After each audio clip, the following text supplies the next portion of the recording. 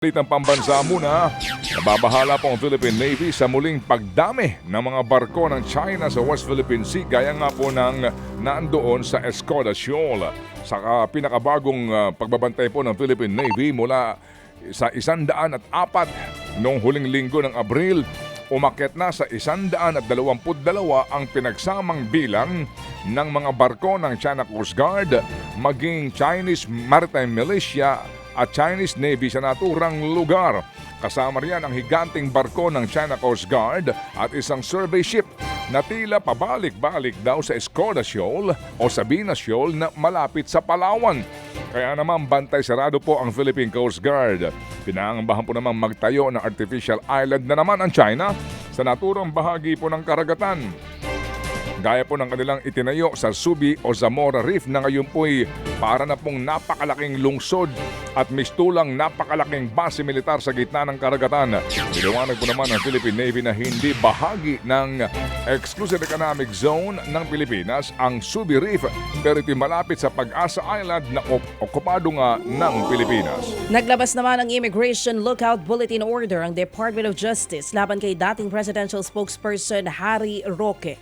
Kaugnay yan sa umano'y koneksyon daw ni Roque sa kumpanyang Lucky South 99 ng Pogo Hub na sinalakay sa Porac, Pampanga. Kasama rin sa Lookout Bulletin ang 11 iba pa. Kabilang si Dennis Cunana na dawit naman sa ni-raid na Pogo Hub sa Bamban, Tarlac. Kasama rin ang authorized representative ng Lucky South 99 na si Cassandra Lee Ong. Yun nga lang, nakaalis na raw ng bansa si Ong ayon yan sa DOJ. Sa isa namang panayam, sinabi ni Roque na walang dahilan para umalis siya ng bansa.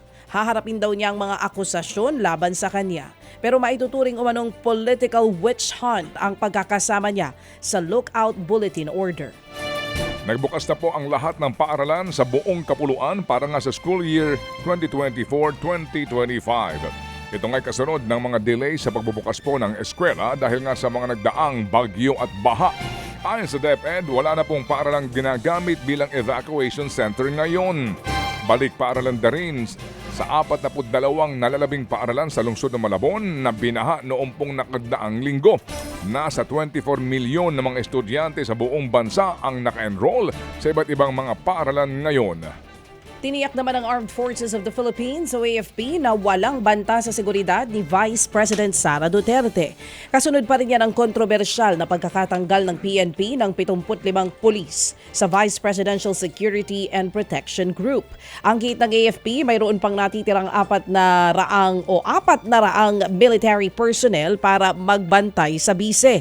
Matatandaang inalmahan ni VP Sara ang pagbabawas sa kanyang security na tinawag niyang political harassment. Una nang iginiit ni PNP Chief Romel Marbil na walang banta sa seguridad ni VP Sara at ang pagbabawas sa kanyang police security ay para i-deploy ang ibang pulis sa Metro Manila.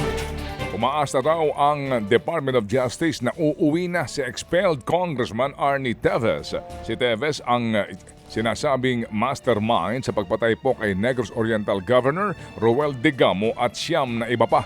Natuntun si Teves sa Timor-Leste matapos nga pong maglabas ng red notice ang Interpol laban sa kanya. Sa ngayon po'y inaapila ng kampo ni Teves ang extradition case laban sa dating kongresista. We are hopeful na soon kasi nga kung balikan natin yung nakaraan Ted, nanalo ang gobyerno. Yung request po natin for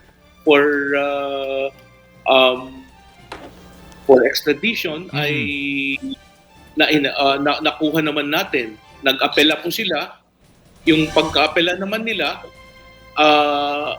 kailangan ng desisyonan ng Court of Appeals ng Timor-Leste.